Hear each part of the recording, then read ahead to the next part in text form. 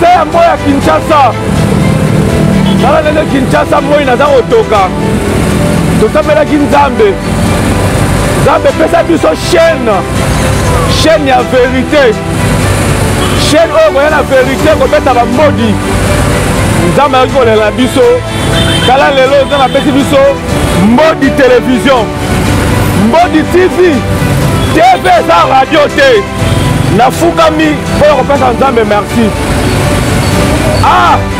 baimage ya bato ebele ezala sali me lelo oyo Nzambe akoki kolela biso bakongole mpe ya mokili mobimba apesi biso chaîne monene oyo Mbodi télévision TV eza radio te na moya Kisasa oyo tosengaki Mbodi télévision yango eseye information to basali ya Nzambe na Mbodi télévision bokozwa vérité vérifié et vérifiable bakosa bino lisusu te à travers Mbodi télévision bakosalir lisusu mokombo ya mutu te tokoya na bavérité tokoya na bambodi TV eza radio te na moya Kisasa moya opire yaga na moya Kisasa oyo tokosala oyo mpo na vérité tokola mpo na vérité pesaka opire moko papa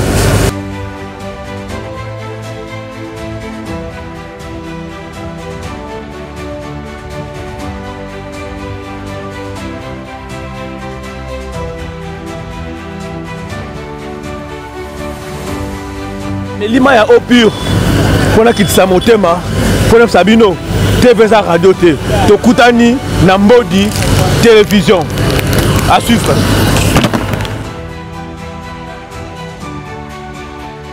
Pasteur Musuna Monia wa tatu tala bokanga tatu bokanga ye na biloba na ye Joël Francis Joël Francis atika kokosa na mambo Nzambe oh alobi makambo kwa wana zoboya ko attaquer Masa prophète.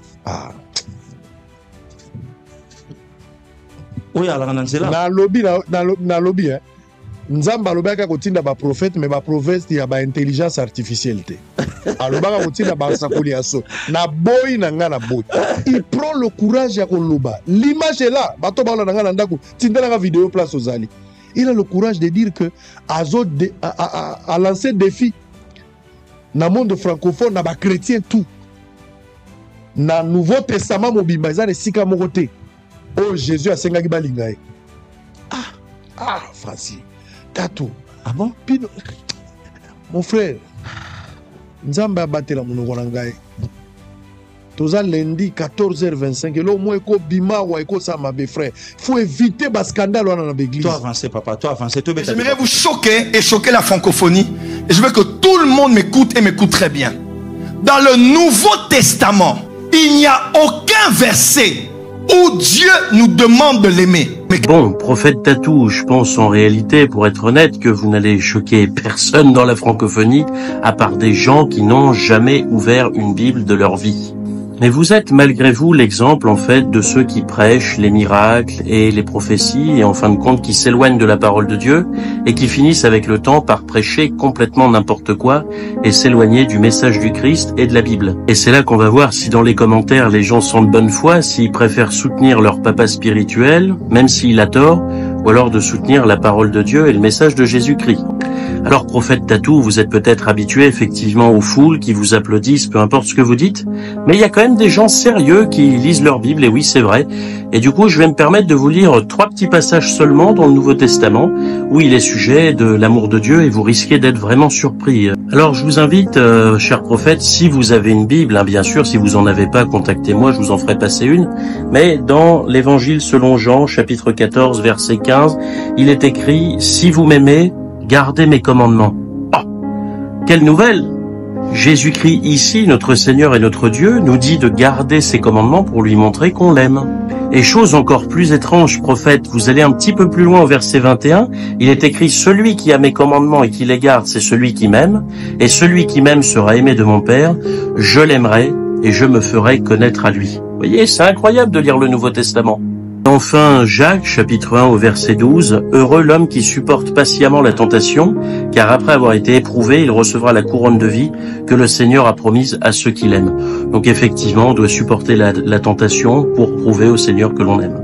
Et oui, cher prophète Tatou, aimer Dieu avant tout, c'est pas seulement le dire, c'est surtout le prouver, mettre ça dans ses actions au quotidien, garder sa parole, la lire et l'appliquer tout simplement. Donc je vous conseille de lire la Bible, vous verrez, ça peut vraiment vous être utile. C'est pour ça, mes frères et sœurs, faites bien attention aux enseignements de ces soi-disant prophètes, apôtres et hommes de Dieu. Car regardez comme aujourd'hui, quand on regarde dans la parole de Dieu, qui est une parole qui ne changera jamais, on voit bien que leurs enseignements, ils viennent pas d'ici.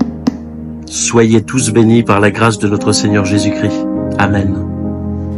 Nous donnons la gloire au Seigneur Jésus. Oh, c'est lui qui l'a fait. Oh, c'est lui qui l'a fait. Nous donnons la gloire au Seigneur Jésus, c'est lui qui l'a fait par l'amour. TV Eza Radio T, Radio P, Eza TVT, Mbodi. Otoloba ki te to koloba. Lui dit benga papa, benga mama, benga yaya, ibisa bango, Mbodi TV yango yo ebandi. TV Eza Radio T, Radio P, Eza TVT, Mbodi, Mbodi. Merci na bato bazo landa biso partout dans le monde. Tozo landa ba message na bino, ba audio na bino, ba encouragement. Na bato bazo décourager biso. Topesi bino merci mingi, matondi mingi. Toi Sakidi la, aksanti sana. Tozana bino awa, mutu akokima azate. TV Eza Radio T, Radio P, Eza TVT, Mbodi. Yango. Topesi bato nyonso partout dans le monde. Lelo toye ba mabangi benete. Toye ko souhaiter joyeux anniversaire na mon frère David Ibio. DT tchaka ba photo. DT tchaka. Merci beaucoup DT. Lelo za jour il y a anniversaire, il y a notre frère David Ibio. Abotama mokolo lelo. Rien à dire, rien à commenter. TV Eza Radio T. Radio P Eza TVT. Nzambe wa bakisi longu la moko aide pourquoi. Donc, Oye Simba qui était l'année passée, année Oye Simba, Tchamutu, et Simba, Nzambe, Aïbile pourquoi, Nzambe, Asala Yobo Lamu, et Loko Yoyo, au Kanaki Teke Salema, et Salema au nom de Jésus. La foi c'est une ferme assurance, et Loko Yoyo pensait que Yoyo Salema, et on appelle Salema. Nzamba Batinayo, Nzambe Asunayo, Ndonamaye. Merci beaucoup. Tolito Mbodi TV et Lingue souhaité, félicitations et belé na moko ya biso ya famille nonante. Jonathan Yengo, oyo auté ko sala mariage na ye na weekend oyo yuti kolekana. Jonathan Yengo dete chaka photo akoya ko silika pamba. Jonathan Yengo, mon cher ami, mon frère, à rejoindre biso na monde na biso. TV Eza Radio T. Abali le dit. Tant qu'on est na film, tout mon numéro 9. Moi c'est évêque général. Il y a un message j'attends de la fin. Tout mon famille nonante bazala qui représenté ba monsieur bazala qui présent. Nzamba pambola bino, Jonathan, bonne chance. Nzambe, to boki lo ba frère, Mbodi TV et prendre acte. Nzamba zala na yo. To moni pe message mo comédie biso awa. Il y a mon grand frère Manzambi, yo pe to prendre acte na mariage na. Dete tchaka photo. Yo pa aussi di papa, tchaka photo. Donc c'est ça. Rien à dire, rien à commenter. TV Eza Radio T. Manzambi to prendre pe acte. Mbodi TV magazine ya petit na yo oyebisika to banda yo moko yebi TV Eza Radio T to prendre acte na mariage na yo to souhaiter yo bon vent to boki yo ba frère Nzambe asuna yo Nzambe abatina. Bon to continue dossier ya pasteur Carlos Barouti avant to le bébélé dete le ngolanga to la nana sport ya campagne sport officiel so ko moni sport yo na ba réseaux sociaux na ba télévision Eza sport officiel bolanda Eza sport ya campagne. Il y a Esplanade, il y a Tata, Raphaël. Et c'est quand Nzambe a Okita Mobimba. TV, Eza Radio P. Radio P, Eza TVT Mbodi. Tout le sport, après tout après. Docteur Jésus, encore une fois, à Kinshasa. Bandeko Nyos et à Kinshasa, Penzinga Nzinga. Après tourner mon nène évangélique à travers la ville, l'église Barouti Tabernacle, et l'ongona pasteur Barouti Kalala Carlos, Babengisi Bisso, la grande campagne d'évangélisation dénommée Docteur Jésus, le Dieu de mon Père est vivant. Ponako Tombo la Komboya Jésus-Christ. Nous avons un seul Dieu. moko. Son nom c'est Jésus. Kombo na Yesu. Jésus a dit Yesu aloba. à la croix, Ekulusu. tout est accompli. Nyonso ekokisami. Venez expérimenter la puissance de Dieu. Nami Kolomi Balé à Pamba. Samedi 2 et dimanche 3 août. Et en Voula Oyo. Na 15h30. Awana Esplanade. Y a Palais du Peuple. Aumeli na maladi mingi. Maboke bandaki kosala te makolo bandaki kosala te na evitaki na makazi. Lelo akomi kosala makolo te akomi bien. Akomi kopenda. Zamba karosi asali. Nasalaka accident na mutuka. Nasali inane. Natambola te na. Lelo nde natamboli. Simbi, na salle pour y qui est pour y aussi le boko comme kilo. Natala on qui se tes sur tes potations à tes bomo et fini. Jésus-Christ guérit, Jésus-Christ sauve, Jésus-Christ baptise du Saint-Esprit. Boye imalamu, Nzambe a pambola biso. Merci beaucoup. Tonito lobelelo moko. À part Congo Kinshasa, ba correspondant Yambo du TV, baza déjà na Luanda. Baza déjà installé depuis longtemps na Luanda. Luanda eza Angola. Angola eza pays. Tozana ba correspondant na biso. Olingo lekana na Mbo du TV à partir ya Angola. Tozana ba correspondant na biso. Avant tozongi la dossier passé Carlos, tolingi to lobela nanu par rapport ya ba correspondant na biso na Luanda. Tozana frère Samuel. Frère Samuel aza correspondant direct ya Mbo di télévision.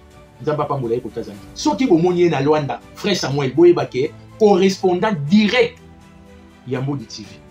Tozana frère Benoît Kitete Mutambwe. Frère Benoît Kitete Mutambwe. Yepé correspondant direct Yambo di TV. TV eza radio T. Et donc ba correspondant Yambo di TV bazawana. Boye bo mituna ke to kozwa bango ndenge nini. Bazana église ya message attente de la fin. O eza dirigé et pas pasteur Louise Bangui. Louise Bangui. Louise Bangui. Pasteur Louise Bangui.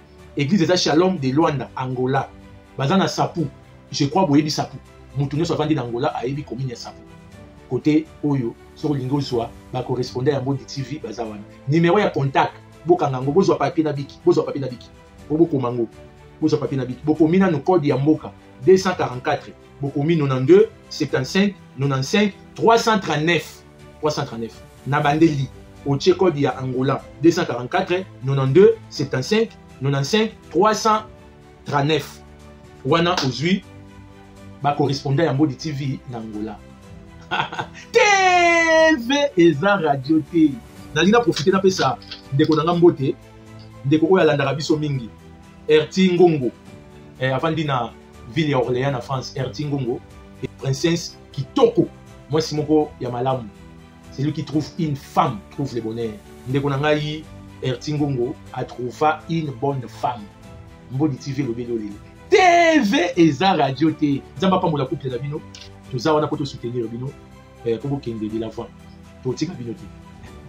Toti kabino T. TV eza radio T. Radio T eza TV T Mbodi.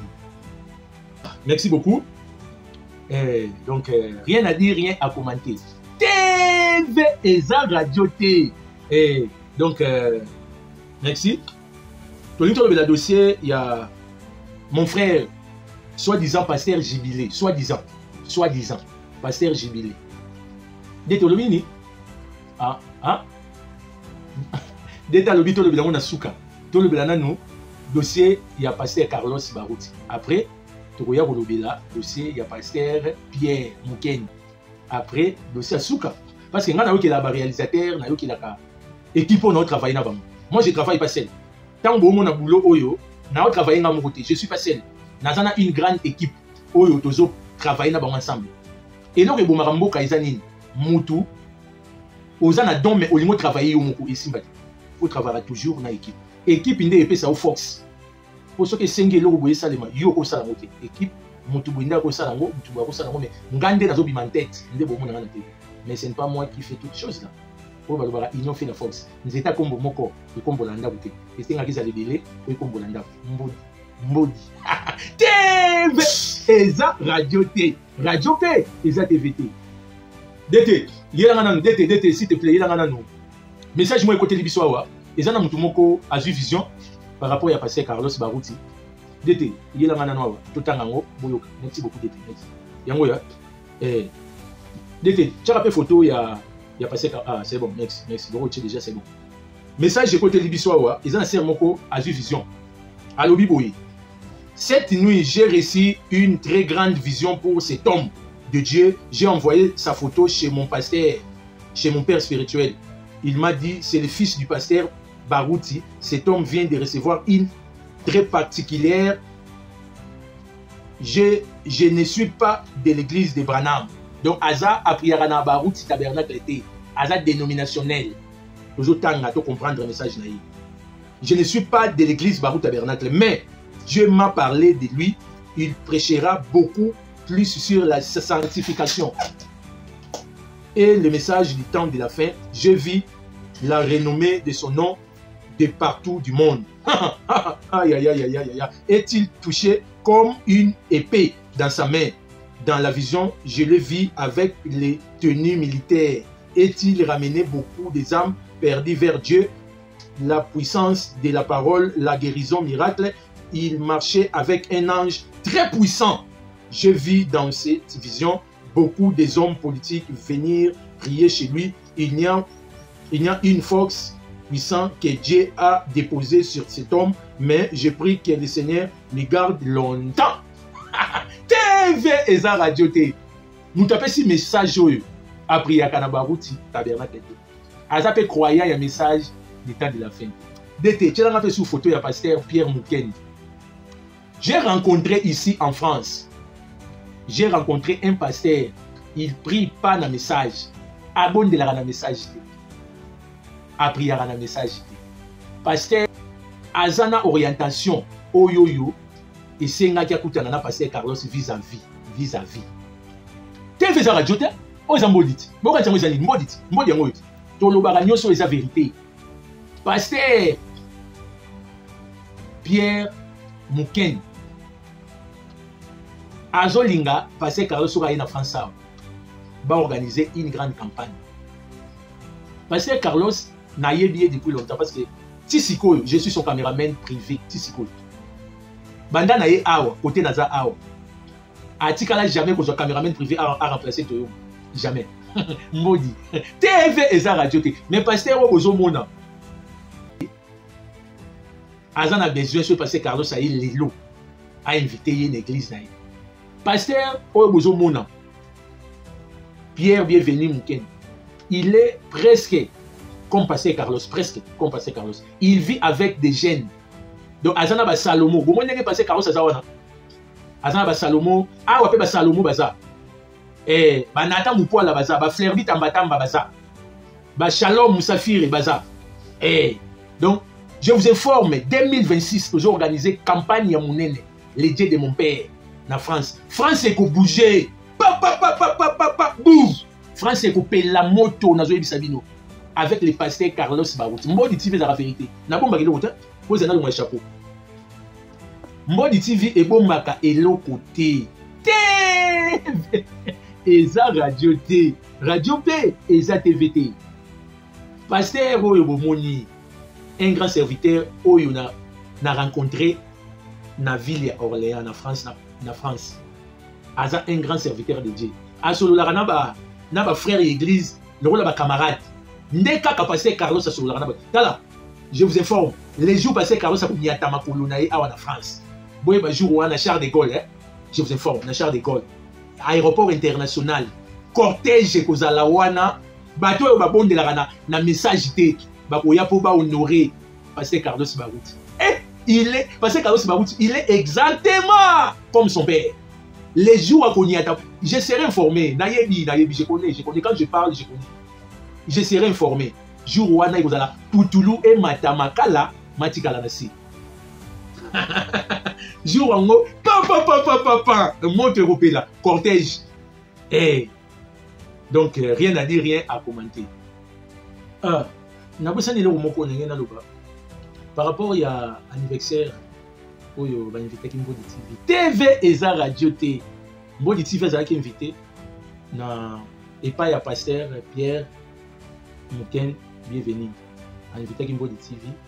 L'anniversaire, il y a des jumelles. Mais, première fois, Bandambodi TV Bini. Babino est tiré l'archive à garder. Première fois, ba honoré Mbodi TV. devant tout le monde bazalaki na fête bazo honorer Mbodi TV. TV eza radio te. TV eza radio te. Ba frère o bazalaki wana. Bo marqué na. Merci beaucoup. Mais toza kaka. Toza kaka. Bolanda. Boyo kandenge ba honorer Mbodi TV na fête. TV eza radio te. Radio P eza TV te Mbodi. Tolanda ensemble la bino tozonga après pour plus de détails. Merci beaucoup.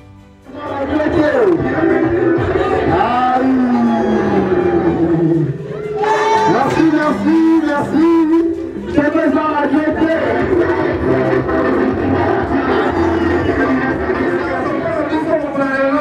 TV eza radio te. Babi Mbodi TV likolo.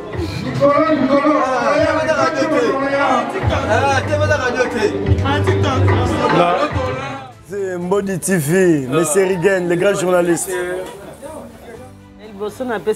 Merci. Pour la journée lelo vraiment. Nzambe abateli batunyo surtout au basiko ya kati na journée lelo. Apesi Nzambe merci na ba invité nyonso to pesa ba invitation. Baye Nzamba zwa lokumu ya mibale na kumisi Nzambe pona kokutana ngana ndeko na nga fete leki bien makasi grâce à Mbodi TV nde ba image nyonso bozali komona. Merci beaucoup. Merci beaucoup. 2026 nazo yebisa bino Mbodi alobaki te na France awa Pasteur Carlos Barouti akozala na campagne ya monene na France awa.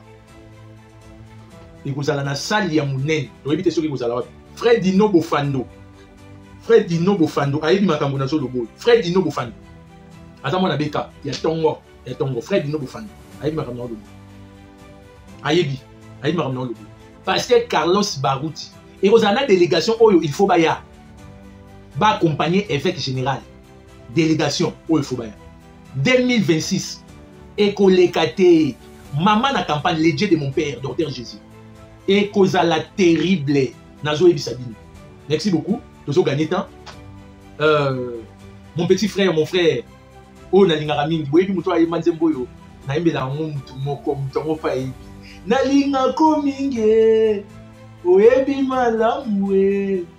Nalinga ko mingi e Jésus. Oyebi malamu e. Yo polinga kanga peo. Na yebi malamu e.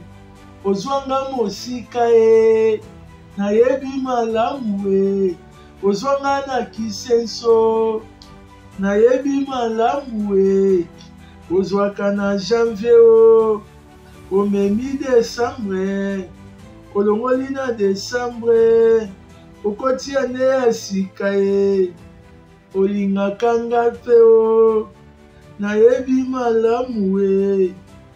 Oh Seigneur, merci beaucoup. C'est frère Jonathan Yanfou a lancé un recrutement. Photo. Merci beaucoup Ndoche. Frère Jonathan a lancé inscription. Les inscriptions sont ouvertes. Tu veux servir Dieu avec ton talent. Rejoins le mouvement, fais ton kilt dès aujourd'hui. Musique, intercession, médias, sécurité, protocole, partenariat, logistique du 16 juillet au 16 août 2025. Info sur l'affiche. Affiche au besoin. Numéro pour contacter frère Jonathan Yanfou. Dans Babylone Tolobio. Et ça, plus 243 82 17 63 564. Deuxième numéro, plus 243 85 81 62 828. Wana ndeko na ngai petit frère na ngai ya kala ya tongo. Ngana soutenaka bato to bandana bango kala. Na bato oyo baza reconnaissant na oyo to bandi na bango. Yoro ba passer Mathieu Boyikobo. Dete tila ngana photo na. Tala ba photo ko don défi. Awo to c'est sa campagne monena passer Mathieu Boyikobo. Ezalaki terrible. Bomoni ba photo. Évêque général Carlos Barouti Pazaki wana. Nzambe a se photographier. TV eza radio T. Bomoni colonne de fait. Rien à dire, rien à commenter. Dete. To changer chapitre. Dete on doit téléphone pesanga mai. On doit téléphone pesanga mai. To lobela sikoyo. Dossier oyo to yeli awa. Il y a notre frère comment on est sur un jubilé. Jubilé Mosengo, d'été sur téléphone. Merci beaucoup d'été. Nazo mela mai, d'été apesinga mai. Yo pe nanda kumela mai. O eza mai. Yo pe nanda kumela mai, serré sentir. Ba mbodi ezo bima wa eza télé. TV eza radio te. Radio pe eza TV te.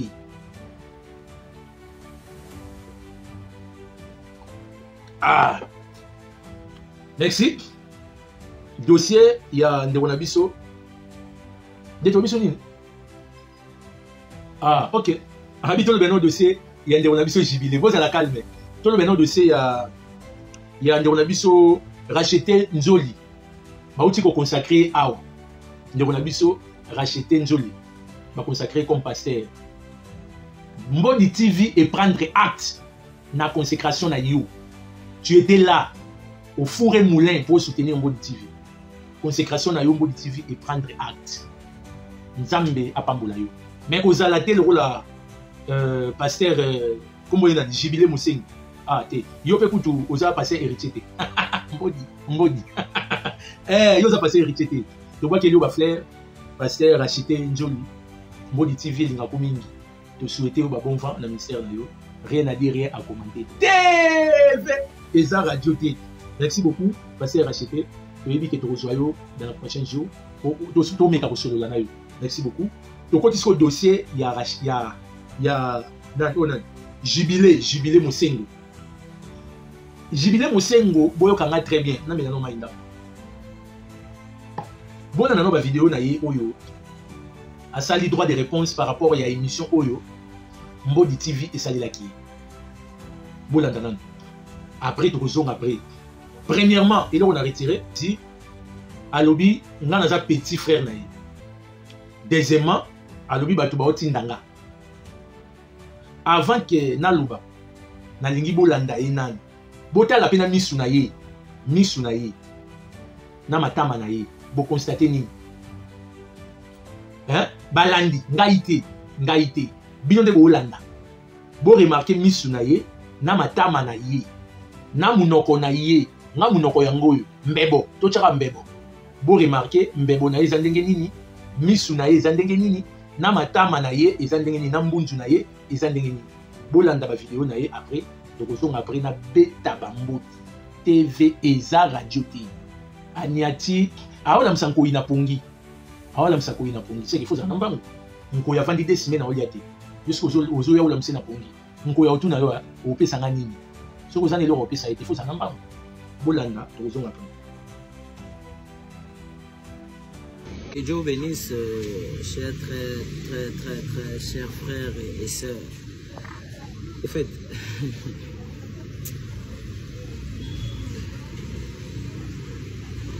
on a petit moko boye, azo finga ngai, azo dénigrer ngai, na ebite pona nini. Petit wana na ebite na nazotinda ye. Zéana sabina na ye. Boyo kaina comment il m'insulte, je ne le connais même pas, je ne sais pas qu'est-ce qu'il est. Azo finga ngai, petit moko boye. Bozela. Hein? Même ngai aussi dans le binaté, je vais prêcher plus que toi. Vous prêchez bien. Tu cries, tu parles beaucoup, tu cries. Yo quand c'est yo côté yo. Hein? Pourquoi ça? Pécho, je ne sais pas pourquoi il m'insulte, que je ne le connais pas. Il me dénigre et dit que non, je suis en train d'appeler les frères et sœurs pour sortir de l'église, une église. Et ce frère-là est en train de me dénigrer. Je ne le connais pas, je ne sais pas à quoi il ressemble. Peut-être qu'il s'est réveillé un bon matin, il cherche la visibilité en mon nom, je ne sais pas, que Dieu te pardonne. Je te pardonne, tu me reproches de quoi, je ne sais pas. Tu l'as mis sur les réseaux sociaux. C'est pour cela, moi, je te réponds sur les réseaux sociaux. Dieu exige le respect, respecte les hommes de Dieu. Et ta chaîne YouTube ne te sert pas des injures vis-à-vis des hommes de Dieu. Je te pardonne, hein? Mais la prochaine fois, attention, petit. Ah, merci beaucoup. Je crois que Bolanda. Les frères, il faut appeler ça merci dans Mbodi TV. Oh, Mbodi TV tango lobby ayoki. akomi kiltebimi akomi ko saluer ba sœur na ba frère comme papa naye azosala papa naye aza un grand serviteur de Dieu moi nazotambola mabe il faut to loba pour papa azo préparer relève mututu ayibi le père il prépare relève naye rien à dire rien à commenter TV et za radio T papa azo préparer relève mais il peut laisser chez qui il passe nani jubilé impossible mais le monde yoki information to qui na quartier comme saluer batu tout le monde peut l'église a comme peut saluer batu to prendre acte bisombo di TV to linga ginde boui o mi corriger oza digne selon l'évangélité mais le komi corriger biso to prendre acte alobi point moko awa alobi c'est l'interview boui okaki alobi batu bazotinda ngai pona salir réputation na jubilé moi je peux salir ta réputation pour prendre quoi Ozana et l'autre côté. Toi, tu dépends de ton père. Tu as rien. Obala, papa, inter, je demande. Merci, papa. Moi, c'est aboti, papa. Ozo comprendre. Moi, c'est aboti. Papa, moi, c'est aboti. Papa a envoyé l'argent. Ndak ozo vanda na rigini. C'est papa qui a envoyé l'argent. Hein? Bino waba na oyoyo, bo lamuki na tongo, beaucoup de miel na mesa. Nous sommes différents. Biso to luka vi biso moko ba parents baza en vie mais to landa ba bomengo ya ba parenté to luka vi biso moko nous sommes différents avec toi yo kuta miel ba ola mso na tongo est-ce que tu fais manger quoi non je fais manger mais biso boye na tongo elo ko lieza te faut bima 5 heures nous sommes très différents avec toi fais gaffe ton grand frère Salem Mossing il me respecte hein soit disant ce qui osa passer vraiment ya solo tout na grand frère il m'appelle comment. Hein? Tout notre grand frère, il va t'expliquer. Tu parles de des choses. Na simbiono na TikTok, t'es pas dans le mawa. Si on a banni que c'est live na TikTok, je vais te neutraliser. Na sepeli po elo nga na lobaki au comité de kosa lelango. Mais il faut pas benga pembo di TV. Ozo benga ngate, ozo benga ba correspondant na Congo. Ozo benga nde bango. Nga ozo benga te. Po yebi que soko bengi, je vais te neutraliser dans l'appel. O yebi que soko bengi na ko neutraliser on appel. O yebi très bien. Ozo benga ba correspondant na Congo. Ça passe. Bongo la vie na yo. Jubilé, bongo la vie na yo.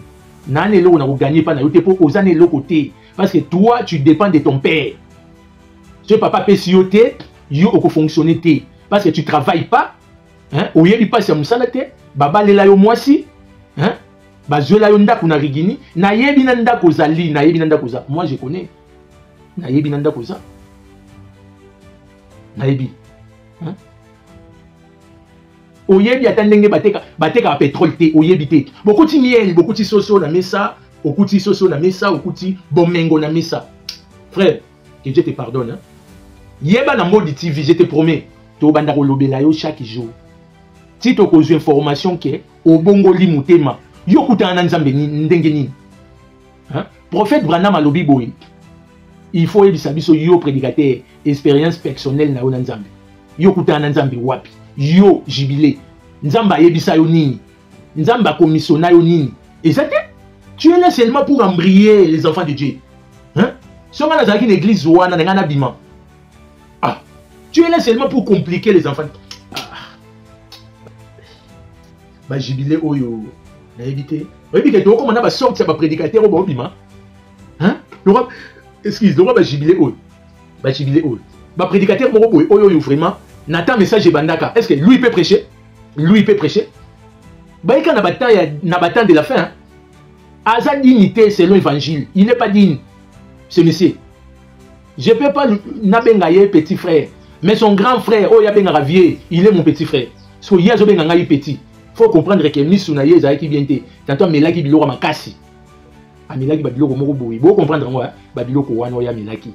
Yango ezo lobisa yazo mona 9, et comme 6, 6 c'est comme 9. A mon avis, a commis petit, petit a commis vieux.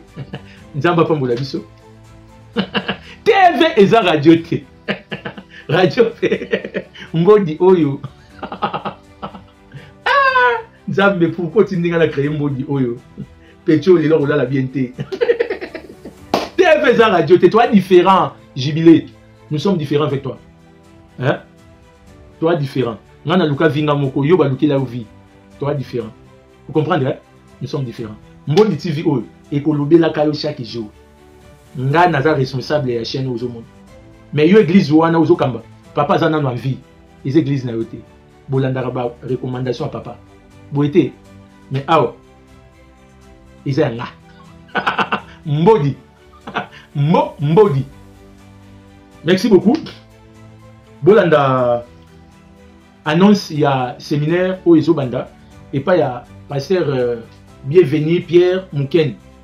Azo organisé campagne à Mounene séminaire à Mounene oyo thème nango ezali est-ce que elongo bani na mwasi ateya azwa parole devant assemblée boluka bambodi boya nango po yé pe azana bambodi et vérité Jésus-Christ ça va dire en vérité je vous l'ai dit pasteur Pierre Mouken azana bambodi to ce qui ça élément ou na vidéo oyo ekutani na élément na émission oyo ezoya woto loba te to koloba lui dit bolanda élément oyo ya pasteur Pierre Mouken un vrai pasteur rempli de Saint-Esprit confirmé par Dieu lui-même tolanda journal de Sukawana.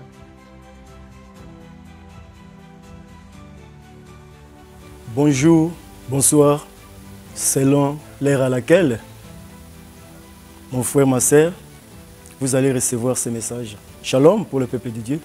Bien-aimés, nous sommes toujours reconnaissants à Dieu parce que nous sommes créés à son image, selon sa ressemblance. Par là, qu'est-ce que je voulais dire? Le monde nous donne des opportunités. C'est que la Bible dit la grâce, qui est une faveur imméritée, un don immérité.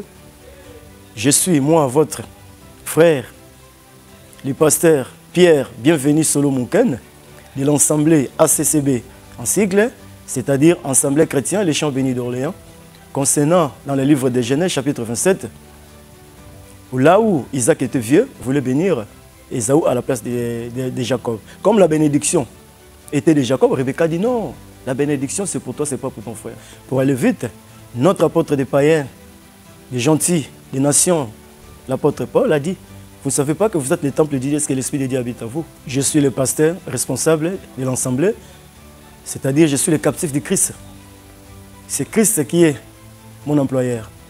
Et nous sommes précisément en France, précisément dans la ville d'Orléans, sur la localité de Saint-Privé-Saint-Mémé. Et nous organisons, nous lançons un appel à tous les frères et sœurs et tous les chrétiens et les chrétiennes, tous les croyants et les croyantes. Nous avons un événement en date du 27 de ce mois de juillet 2025, de 12h à 17h. Bien-aimés, dans la vie, rien n'est hasard. Depuis l'éternité, Dieu connaissait la journée d'aujourd'hui. Et Dieu connaissait que l'homme ou la femme recevra ce message des temps de la fin. Or, le temps de la fin, c'est Christ Jésus de Nazareth. Personne ne peut prédestiner l'avenir. Donc le 27 de ce mois, nous aurons un événement. Question-réponse, c'est le partage. Les choses de Dieu, il n'y a pas de débat. Si Paul a fait le débat, Paul est le type de Christ, la continuité du ministère. Parce que l'œuvre de Dieu, c'était de Jérusalem à Rome après Christ Jésus. Il y a le partage. Nous connaissons à partir, prophétisons à partir. Donc, c'est-à-dire, par la grâce de Dieu, nous allons respecter 1 Corinthiens 14, 6, dont notre apôtre Paul nous parle de la connaissance, la prophétie, la doctrine et la révélation. C'est ça, les 4 langages aujourd'hui.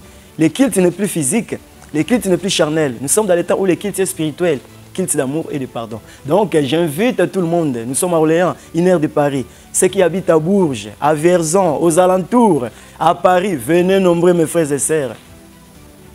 Venez écouter, parce que Christ Jésus sera au rendez-vous. C'est lui, Christ, qui a pris la chair humaine qu'on a donné le nom de Jésus. Beaucoup vont dire peut-être, mais pasteur, nous n'avons pas l'adresse. Nous sommes sur 101 rue du Puy-Rond. Boîte postale, code postal, c'est 4500. Orléans, Saint-Privé-Saint-Mémé. La référence traduit piscine. Nous sommes à l'intérieur. Et mon téléphone, comme je dis, pour ceux qui sont ailleurs, nous serons aussi en direct. Indicatif téléphonique, c'est 0033 7 68 41 81 54. Pour ceux qui sont ici en France, donc c'est 07 68 41 81 54. C'est mon numéro. C'est lui qui a besoin des questions. Posez des questions, bien-aimés.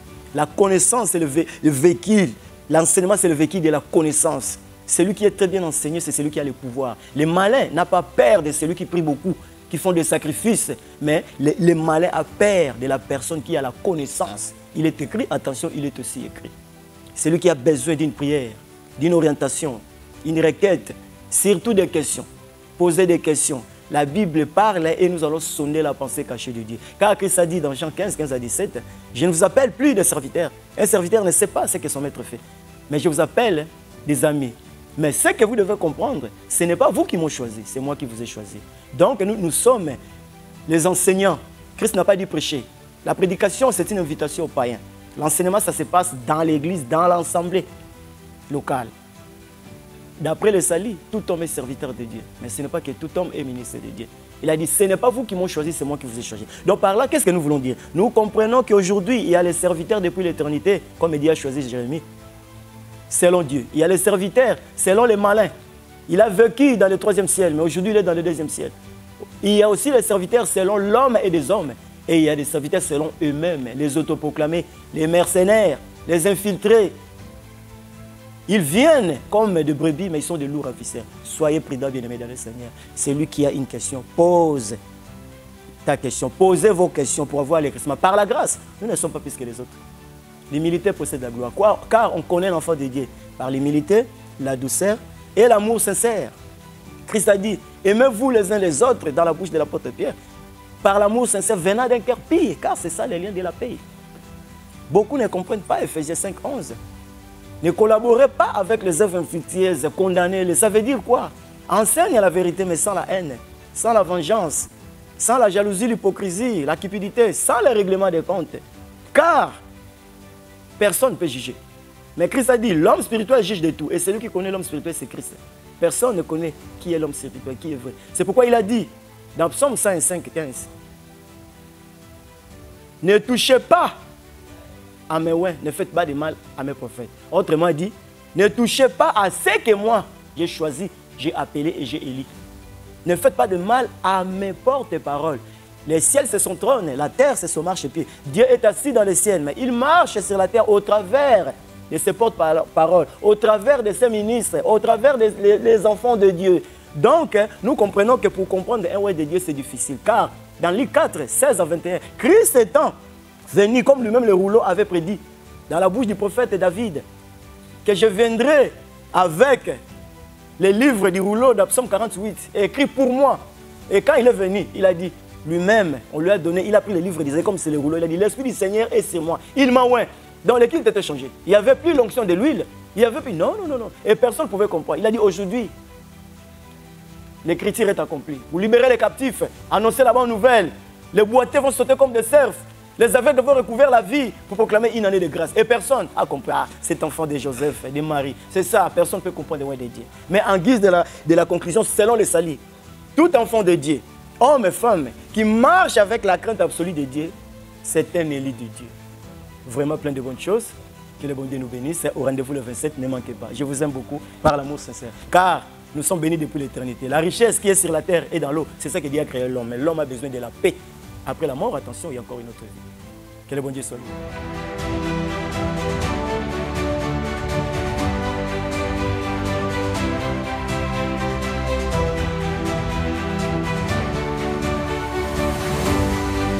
nase ya moi ya Kinshasa tala lelo Kinshasa moi naza kotoka tosambelaki Nzambe pesa biso chaîne ya vérité chaîne oyo boya na vérité kobeta bamodi Nzambe ayaki kolela biso tala lelo Nzambe apesi biso Mbodi télévision Mbodi TV TV eza radio te nafukami oyo kopesa Nzambe merci baimage ya bato ebele ezala sali me lelo oyo Nzambe ayaki kolela biso bakongole mpe ya mokili mobimba apesi biso chaîne monene oyo Mbodi télévision TV eza radio te na moi ya Kisasa oyo tosengaki Mbodi télévision yango eseye bainformation to basali ya Nzambe na Mbodi télévision bokozwa vérité vérifié et vérifiable bakosa bino lisusu te à travers Mbodi télévision bakosalir lisusu mukombo ya mutu te tokoya na bavérité tokoya na bambodi TV eza radio te na moya kisasa moya pire yaka na moya kisasa oyo tokosala oyo mpo na vérité toloba mpo na vérité pesaka oyo pire moko papa